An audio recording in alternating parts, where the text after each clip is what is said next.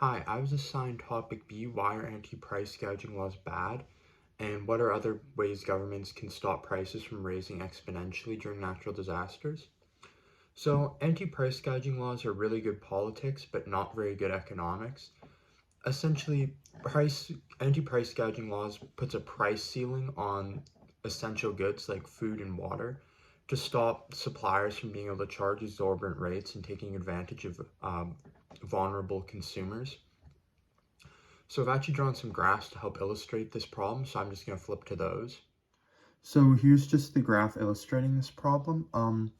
Here we have the anti-price gouging laws, which acts as a tax ceiling. And as we can see, it's below the equilibrium price, so it is binding, which, as we can see, creates a divide between the supply and the demand.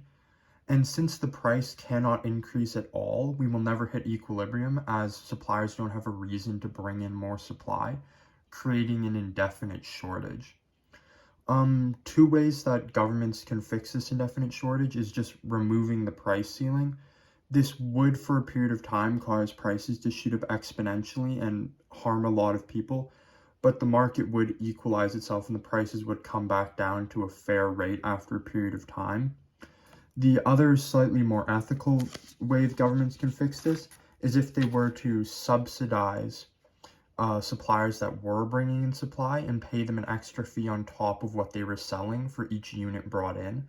So in this hypothetical, the new subsidy line, which is blue, does come in and hit equilibrium with the anti-price gouging law, but that's not always going to be the case. Sometimes it will be higher and these shortages will happen, but there's not really a super hard solution other than just removing the tax ceiling, which is a problem as it would harm many families. So I believe the subsidy method is the best. So just to reiterate, I believe that implementing a per unit subsidy for suppliers bringing in more supply is the best way to fix anti-price gouging laws as an alternative to it. It causes prices from not skyrocketing exponentially, but also brings in more supply so more families can get all the essentials that they need. Thank you for listening to my presentation.